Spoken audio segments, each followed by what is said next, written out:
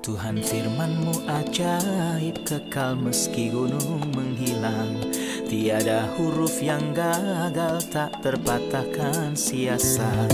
Hidup seperti-Mu ya Allah, lebih dari emas. Aku bersaksi kitab-Mu, kitab yang suci. Terdengarkan firman-Mu, hibur hati yang luka. Terangilah langkahku kemanapun ku pergi. Biarkanlah firman-Mu berkuasa atasku. Ubahkanku, bebaskanku, ku mau menyenangkan-Mu. Aku mau menyenangkan-Mu. Salam jumpa pemirsa terkasih, saya menyambut Anda sekalian dimanapun Anda berada. Dalam episode yang terbaru, program studi harian kita Semua Kitab Suci. Dalam program ini kami mempelajari semua kitab dalam Alkitab, dari kitab Kejadian hingga Wahyu, setiap hari dari hari Senin hingga hari Jumat. Dalam mempelajari kitab-kitab Perjanjian Lama, kita telah sampai pada pembelajaran kitab Yeremia, salah satu kitab nabi-nabi besar, dan kita harus mempelajari pasal 48 dan pasal 49. Dalam episode kita hari ini, kita akan mempelajari beberapa nubuatan yang disampaikan kepada beberapa negara yang ada di sekitar Israel. Untuk memulai, izinkan saya untuk menyambut tamu kehormatan di studio, seorang hamba Tuhan, Saudara Yosef Riyad. Selamat datang, Saudara Yosef. Terima kasih, Saudara Riyad. Kami juga menyambut hadirin di studio, selamat datang. Kita akan segera memulai pembelajaran sesaat lagi, jadi tetaplah bersama kami.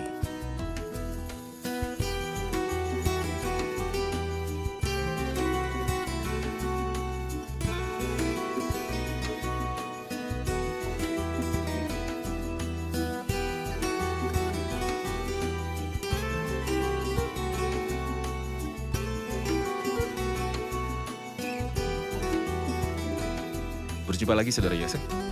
Setelah kita membahas nubuatan yang disebutkan dalam pasal 47 tentang penghakiman atas Filistin, kita akan mulai di episode ini membahas nubuatan tentang bangsa Moab. Pertama-tama perlu dijelaskan siapakah Moab dan apa alasan dari penghancuran Moab. Moab adalah suatu bangsa yang tinggal di sebelah timur Sungai Yordan. Jika kita memperhatikan urutan suku-suku yang tinggal di daerah itu, kita akan menemukan bahwa orang Amon ada di utara, kemudian Moab di sebelah selatan mereka. Akhirnya di selatan, di sebelah timur Sungai Yordan, tinggal orang Edom. Moab adalah hasil dari hubungan yang terlarang antara Lot dan putri sulungnya yang menjadi hamil oleh ayahnya dan melahirkan Moab dari hubungan di luar hukum ini. Masalah tentang Moab yang disebutkan di sini dalam pasal ini adalah masalah yang kompleks.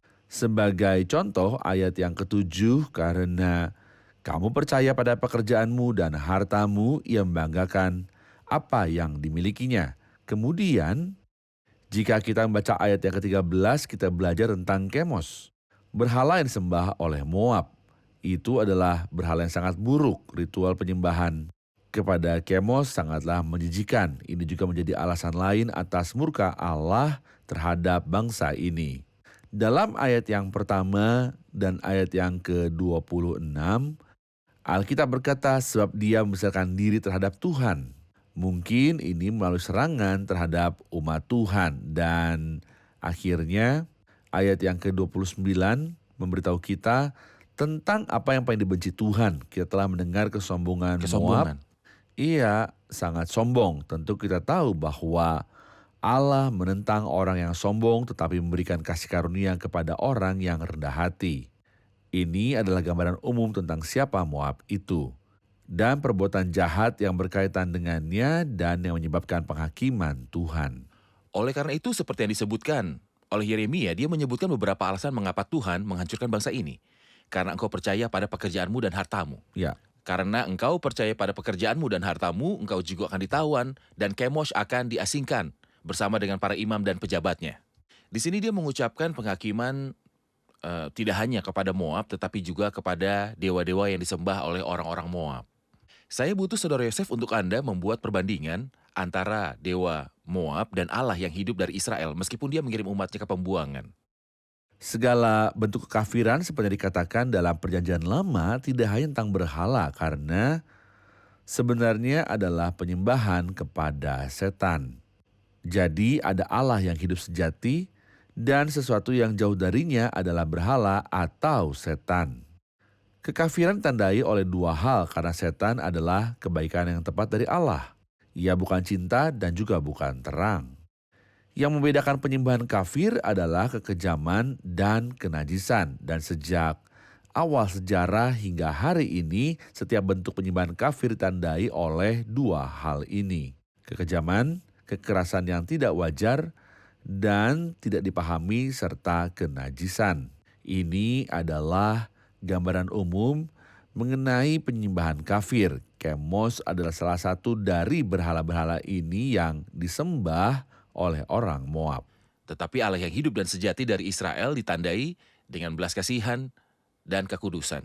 Benar. Hal yang paling memprovokasi dia, dan karena itu dia mengirim umatnya sendiri ke pembuangan, adalah bahwa mereka hidup dalam kenajisan.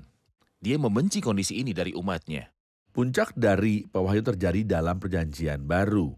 Sebagai Kristus datang menyatakan kepada kita bahwa Allah adalah kasih, bahwa Bapa sendiri mengasihi engkau. Inilah pesan yang telah kita dengar darinya dan kita sampaikan kepadamu bahwa Allah adalah terang dan di dalamnya tidak ada kegelapan sama sekali.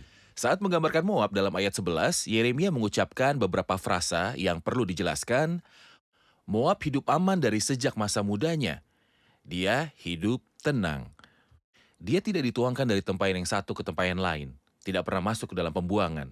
Sebab itu rasanya tetap padanya dan baunya tidak berubah. Apa yang kita pahami dari ayat-ayat ini, Saudara Yosef? Sebenarnya kata-kata ini dapat dengan mudah dipahami oleh mereka yang membuat anggur.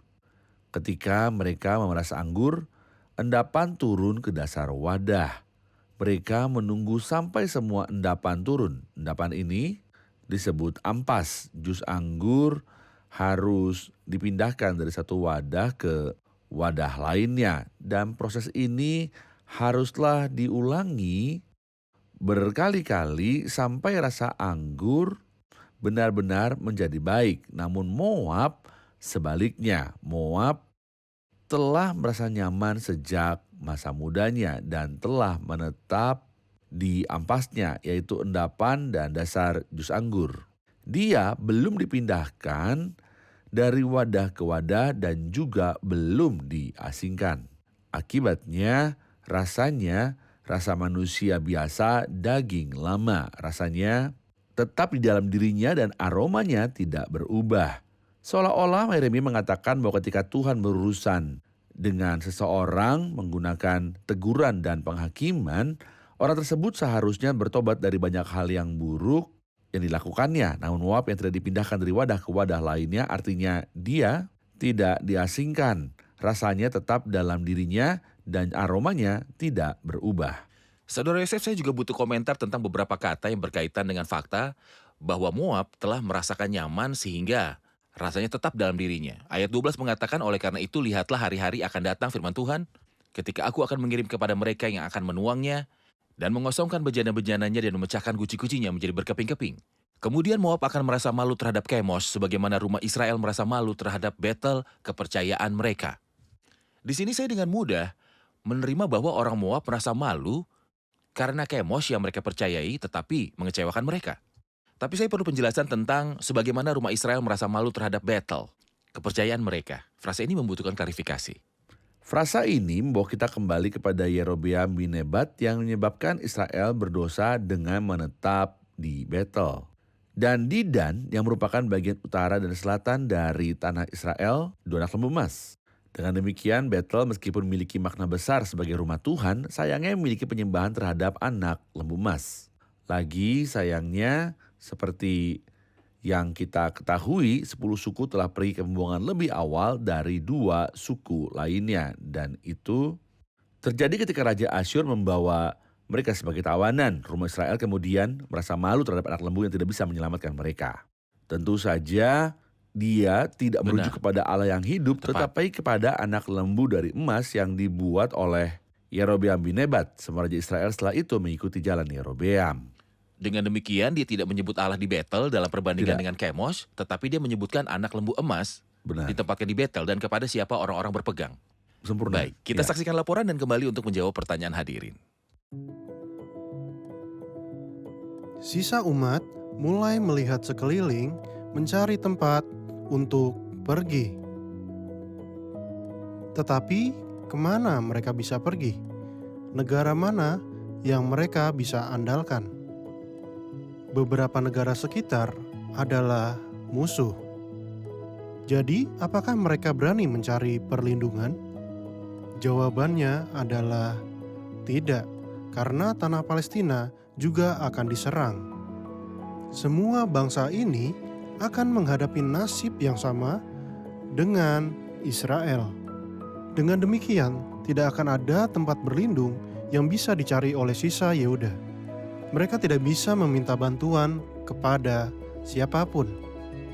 Satu-satunya bantuan mereka adalah Tuhan sendiri, namun mereka tidak mencarinya. Pemirsa yang terhormat, apakah pesan dari Alkitab Yeremia mendorongmu untuk melihat kepada Tuhan dan mencari Dia hari ini? Inilah yang saya harapkan. Ayat 47 mengatakan, tetapi aku akan memulihkan keadaan Moab di kemudian hari, demikianlah firman Tuhan. Kapan Tuhan melakukan hal itu? Saudara Yosef, kapan Tuhan memulihkan Moab dan bagaimana caranya? Kita harus belajar bahwa penggenapan pertama dari nubuatan ini terjadi pada zaman Nebukadnezar. Dia menyerang dan sebagian besar negara di sekitar Israel selamat sama sekali. Tanah Israel, Yehuda, dan semua negara lainnya diasingkan. Misalnya ayat yang ke-16 mengatakan malapetaka Moab sudah dekat dan penderitaannya segera terjadi. Ayat 20 mengatakan Moab sudah malu karena ia terkejut, meretaplah dan berteriaklah. Beritahukanlah di sungai Arnon, sungguh Moab sudah binasa. Lalu kita membaca ayat 42, Moab akan dibinasakan dan tidak lagi menjadi suatu bangsa, karena ia membesarkan dirinya melawan Tuhan. Semua ini adalah penghakiman terhadap Moab yang menimpanya pada zaman Nebukadnezar. Namun pada akhirnya ada pemulihan. Kapan ini akan terjadi? Di masa depan. Ketika apa yang disebut Rasul Petrus, waktu untuk memulihkan semua hal. Ketika saatnya tiba, waktu untuk memulihkan segala sesuatu. Ayat terakhir dalam pasal ini, tetapi aku akan memulihkan keadaan Moab di kemudian hari. Demikianlah firman Tuhan. Jelas bahwa ini mengacu pada akhir zaman di mana Kristus akan memerintah. Tampaknya beberapa bangsa akan diberkati bersama Israel di milenium ini. Kerajaan Mesias itu termasuk Moab. Sempurna. Saudara Yosef, izinkan saya membuka pasal 49 yang mencakup beberapa nubuatan tentang Amon, Edom, Damsyik, Kedar, Hazor, dan Elam. Dia memulai dengan berbicara tentang Amon di ayat pertama pasal 49. Tentang Bani Amon, beginilah firman Tuhan. Tidak adakah anak Israel, tidak adakah ahli warisnya? Mengapakah Dewa Milko memiliki Gad dan bangsanya mendiami kota-kotanya? Sebab itu sesungguhnya waktunya akan datang, demikianlah firman Tuhan, bahwa aku akan memperdengarkan tepik sorak peperangan terhadap Raba Bani Amon. Kota itu akan menjadi anak bukit yang tandus, dan kota-kota jajahannya akan dibakar dengan api. Maka Israel akan memiliki orang-orang yang dahulu memilikinya, firman Tuhan. Mohon jelaskan tentang Amon, apa alasan hukuman Tuhan terhadap mereka? Seperti yang telah kita lihat, Amon adalah bangsa yang tinggal di sebelah timur sungai Yordan. Di bagian utara, kerajaan Yordan saat ini. Tanah ini dahulunya dihuni oleh Ruben, Gad, dan setengah suku Manasye. Inilah suku-suku yang dibawa ke dalam pembuangan Asyur. Suku Gad dibawa ke dalam pembuangan, tetapi yang sangat disayangkan di sini adalah bahwa orang Amon, tetangga-tetangga, mewaris tanahnya. Inilah yang dikatakan di sini tetangga mereka di ayat yang pertama. Mengapa Milko merampas milik Gad? Ya, aku telah menegur umatku. Tetapi mengapa kamu memiliki tanah yang bukan milikmu? Persis seperti yang kamu lakukan kepada Israel. Demikianlah yang akan dilakukan kepadamu. Oleh karena itu ayat 3 mengatakan, ayat 2, maka Israel akan merampas kembali orang-orang yang merampas miliknya. Demikianlah firman Tuhan. Dengan demikian, tuailah apa yang telah kamu tanam. Karena apa yang ditabur orang itu yang akan dituainya. Baik, kemudian ayat 7-22 adalah berbicara tentang nubuatan terhadap Edom. Mohon jelaskan siapa Edom, apa yang telah dilakukan terhadap Israel, dan bagaimana Tuhan menghakiminya. Edom adalah saudara Yakub, bahkan kembarnya. Tetapi sayangnya dia adalah keturunan Esau. Ya, dia adalah keturunan Esau. Edom adalah Esau. Dia adalah lawan umat Tuhan sejak awal, bahkan sejak zaman Musa. Dia menolak membiarkan Israel hanya lewat di tanahnya untuk menuju tanah perjanjian. Ketika kita membaca kitab Obadya, kita dapat memahami seberapa jauh kebencian Edom terhadap umat pilihan Tuhan Israel. Ada nubuatan lain tentang Edom di Yesaya 34 dan 63. Dalam nubuatan-nubuatan ini kita bisa melihat dua hal. Yang pertama adalah bahwa tidak ada yang disebutkan tentang pemulihan seperti yang kita baca tentang Moab dan Ammon di akhir pasal sebelumnya untuk Edom. Namun aku memulihkan nasib Moab. Ayat 6 pasal 49, tetapi sesudah itu aku akan memulihkan keadaan Bani Ammon itu. Demikianlah firman Tuhan. Tapi apakah ada pemulihan bagi Edom? Jawabannya adalah tidak. Sekarang timbul pertanyaan, mengapa ada 3 hal yang menunjukkan Edom kepada Israel? Saya percaya kita dapat menetapkan konsep bahwa siapapun yang menunjukkan 3 hal ini akan menghadapi akhir yang tragis. Benar. Hal pertama adalah kesombongan. Dia sangat bangga Tuhan menentang orang yang sombong. Hal kedua adalah bahwa dia menghina karunia yang diberikan Tuhan kepadanya. Dia terlibat dalam perbuatan cabul dan tidak kudus yang menjual hak kesulungannya hanya 1 kali makan. Hal ketiga adalah permusuhan yang tidak masuk akal terhadap umat Tuhan. Jika saya menyatakan ini, siapapun yang menentang umat Tuhan akan menghadapi akhir yang tragis. Sulit bagimu untuk menendang tanduk lembu. Sempurna. Ini adalah fakta yang benar sepanjang zaman. Sempurna. Benar. Izinkan saya untuk membahas bangsa berikutnya, yaitu Damsyik, dari ayat 23 sampai 27. Apa yang Damsyik gambarkan bagi umat Tuhan? Mengapa disebutkan di sini? Mengapa ada hukuman terhadapnya? Ngomong-ngomong, jika saya katakan di sini bahwa Damsyik hampir merupakan kota paling kuno yang disebutkan di dalam Alkitab. Tentu Mesir adalah negara kuno, tetapi kota-kota Mesir yang dikunjungi Abraham digantikan oleh kota-kota baru. Namun, kita bisa membaca tentang Damsyik dari mana Eliezer orang Damsyik berasal dari dalam Kejadian pasal 15. Ini adalah kota yang paling kuno di dunia. Damsyik menggambarkan dunia khususnya terkait dengan perasaan tidak membutuhkan karunia Tuhan. Bahkan Abana dan Farfar, sungai-sungai Damsyik lebih baik dari segala air Israel, kami tidak membutuhkan apa-apa dari Tuhan. Bukankah Abana dan Farfar ini juga mengacu pada permusuhan. Kerajaan Aram dan Syria telah menentang Israel sepanjang sejarah. Oleh karena itu, kehancuran mereka datang pada zaman Nebukadnezar. Hukuman mereka juga akan datang di masa depan ketika Raja Utara menyerang umat Tuhan yang pergi ke Mesir. Kita dapat membaca secara rinci tentang ini dalam Daniel pasal yang ke-11. Benar. Sekarang mari kita lanjutkan ke ayat berikutnya, yaitu ayat 28 sampai 33, yaitu tentang Kedar dan Hazor. Siapakah bangsa-bangsa ini, Kedar dan Hazor? Apakah hubungan mereka dengan umat Tuhan? Kedar adalah anak Ismail yang adalah anak Hagar yang dinikahi oleh Abraham. Di manakah dia berada? Saat ini dia berada di utara kerajaan Arab Saudi. Kita telah baca sebelumnya tentang Kedar di pasal 2. Akan sangat baik untuk membaca nubuat yang disebutkan dalam Yeremia 2 tentang Kedar. Pasal 2, mari kita baca mulai dari ayat 9. Sebab itu aku akan berbantah lagi dengan kamu. Demikianlah firman Tuhan, dan dengan anak cucumu aku akan berbantah. Menyeberang sajalah ke tanah pesisir orang Kitim, dan lihatlah suruhlah orang ke Kedar, dan perhatikanlah dengan sungguh-sungguh. Lihatlah apakah ada terjadi yang seperti ini. Pernahkah suatu bangsa menukarkan Allahnya meskipun itu sebenarnya bukan Allah? Tetapi umatku menukarkan kemuliaannya dengan apa yang tidak berguna. Mereka setia pada Tuhan mereka. Mereka setia pada Tuhan mereka. Namun umat Tuhan yang mengenal Tuhan yang hidup dan sejati mengubah kemuliaan mereka tanpa keuntungan apapun. Kita dapat mengetahui alasan penghakiman sebagai yang satu negatif dan yang lainnya positif. Kita menemukannya di Yesaya 21. Yesaya 21 ayat 13, ucapan ilahi terhadap Arabia. Di Blukar di Arabia kamu akan bermalam, hai kafilah-kafilah orang Dedan. Bagi yang haus bawalah air, temui buronan dengan roti, hai penduduk tanah Tema. Sayangnya mereka tidak melakukannya. Karena itu ayat yang ke-16 dan 17 mengatakan dalam setahun lagi menurut masa kerja prajurit upahan maka segala kemuliaan Kedar akan habis. Ini adalah sisi negatifnya. Sisi positifnya mereka adalah musuh umat Tuhan. Kita dapat memahami hal ini melalui Mazmur 83. Karena dalam Mazmur 83 ayat 5, sungguh mereka telah berunding dengan satu hati, mereka telah mengadakan perjanjian melawan engkau. Siapa mereka ini? Kemah-kemah Edom dan orang Ismail, Moab dan orang Hagar. Hingga akhir dari daftar bangsa-bangsa yang menjadi musuh umat Tuhan tanpa alasan tertentu. Oleh karena itu mereka layak menerima kehancuran. Nah, ini adalah bangsa-bangsa yang mengelilingi Israel, yang mengganggu mereka dengan berbagai cara, Tuhan membalaskan dendamnya pada mereka karena mengganggu umat Tuhan. Tepat. Izinkan saya untuk mengambil pertanyaan dari hadirin. Ayat 43 adalah tentang Elam. Siapa itu Elam?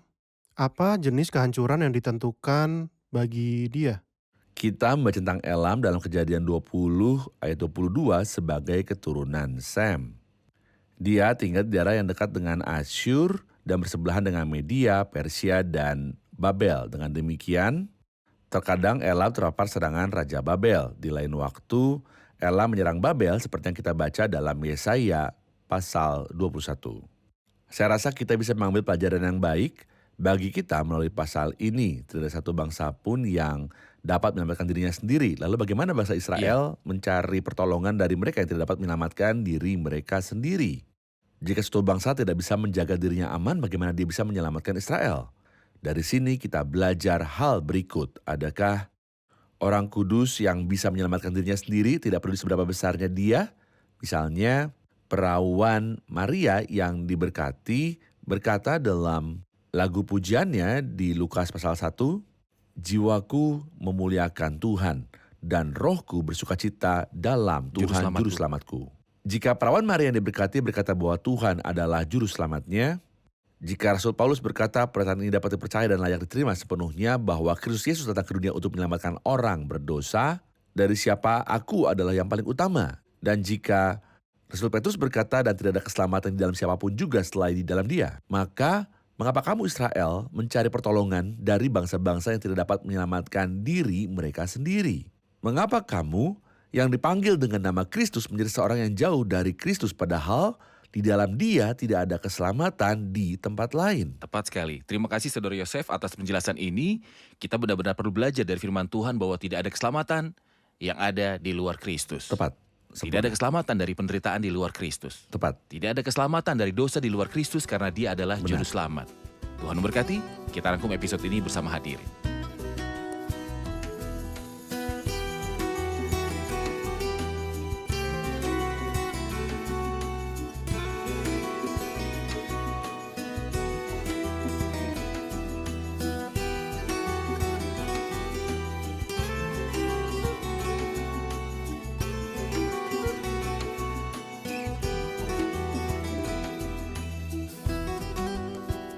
Halo semuanya. Pasal 48 memuat nubuatan tentang Moab. Saya ingin bertanya, siapa Moab dan mengapa Tuhan ingin menghancurkan Moab? Moab adalah anak yang tidak sah dari hubungan antara Lot dan putri sulungnya. Sifat kehancuran yang dihadapinya disebabkan oleh 4 alasan. Kesombongannya atas perbuatannya, penyembahan terhadap berhala seperti Kamos, meninggikan dirinya melawan Tuhan di ayat 26, dan di ayat 29 dia angkuh dan menghina umat Tuhan. Dan menghina umat Tuhan. Apa alasan dari kehancurannya? Benar. Benar, Saudara Yosef? Baik. Pasal yang ke-49 berbicara tentang Amon. Siapa itu Amon? Dan apa alasan mengapa Tuhan akan menghancurkannya? Amon berada di perbatasan timur Sungai Yordan, tempat Gad, Ruben, dan setengah dari suku Manaseh tinggal. Ketika suku-suku ini dibuang ke dalam pembuangan, Amon menguasai tanah mereka. Oleh karena itu, Tuhan akan menghukum mereka karena mereka mengambil tanah yang bukan milik mereka. Baik, Saudara Yosef? Oke. Sempurna. Kemudian ada penyebutan tentang Edom. Siapakah Edom dan mengapa Tuhan akan menghancurkannya juga? Mengapa tidak ada pemulihan untuk pembuangan Edom seperti yang dijanjikan untuk Moab dan Amon? Edom adalah Esau, dia adalah lawan umat Tuhan. Nubuat tentang dia ditemukan dalam Obadya, Yesaya 34 dan 63. Tuhan tidak akan memulihkan Moab karena 3 hal jahat. Kesombongannya, penghinaannya terhadap pemberian yang diberikan Tuhan kepadanya, dan permusuhannya yang tidak masuk akal terhadap umat Tuhan. Benar, Saudara Yosef? Tepat. Terima kasih semua. Terima kasih Saudara Yosef. Tuhan Tuhan memberkati berkati. Pemirsa terkasih, kita belajar melalui episode hari ini, pasal ke-48 dan 49, bahwa Tuhan akan menghancurkan bangsa-bangsa ini. Jika Tuhan menghancurkan bangsa-bangsa ini, itu disebabkan karena kejahatan mereka. Dia mengirimkan umatnya ke dalam pembuangan. Namun dia tidak akan berkompromi dengan kejahatan yang ditemukan di bangsa-bangsa yang mengelilingi umatnya. Tuhan adalah Tuhan yang kudus yang menentang kejahatan dan para pelaku kejahatan. Oleh karena itu, karena Tuhan menentang kejahatan, Anda harus berusaha menyingkirkan kejahatan itu. Bagaimana caranya? Lari kepada Tuhan. Dia adalah juru selamat. Dan dia adalah penebus. Suatu hari nanti, dia akan menjadi seorang hakim yang adil. Jika Anda datang kepada Tuhan sekarang, Anda akan menikmati pengampunan total atas dosa-dosa Anda. Namun jika Anda mengabaikannya atau memilih untuk menentangnya, suatu hari nanti akan datang ketika dia tidak lagi menjadi juru selamat, penebus, ataupun pembela. Kemudian, Anda akan berdiri di hadapannya pada hari penghakiman. Dia akan menjadi hakim, merupakan hal yang menakutkan untuk jatuh ke tangan Tuhan yang hidup. Carilah perlindungan dalam pekerjaannya di kayu salib, dan Anda akan menikmati kebenaran dan keselamatan. Sampai jumpa di episode selanjutnya, kiranya Tuhan besertamu.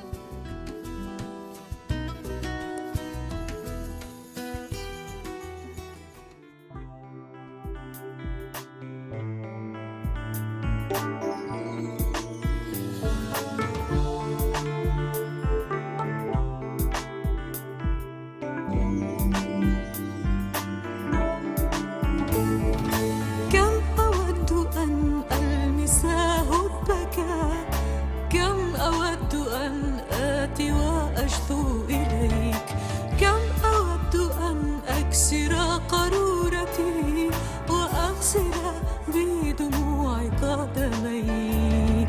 أهواك يا سيدي الحبيب، أهواك فأنت للنصيب، أهواك يا سيدي الحبيب، أهواك فأنت للطبيب.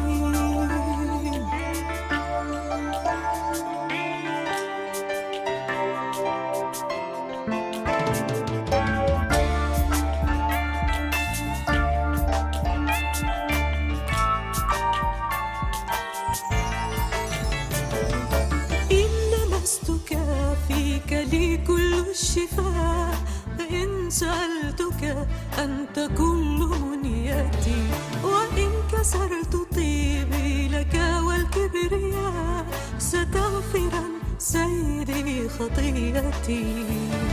أهواك يا سيدي الحبيب، أهواك فأنت للنصيب، أهواك يا سيدي الحبيب، أهواك فأنت للطبيب، أهواك يا سيدي الحبيب، أهواك فأنت للنصيب، أهواك يا سيدي الحبيب، أهواك فأنت للطبيب.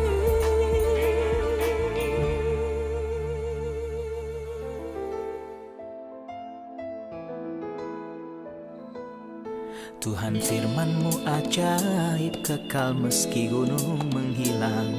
Tiada huruf yang gagal, tak terpatahkan siasat. Hidup seperti-Mu ya Allah, lebih dari emas. Aku bersaksi kitab-Mu, kitab yang suci. Terdengarkan firman-Mu, hibur hati yang luka. Terangilah langkahku kemanapun ku pergi.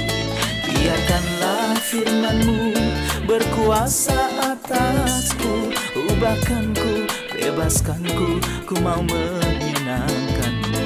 Tuhan firman-Mu ajaib, kekal meski gunung menghilang.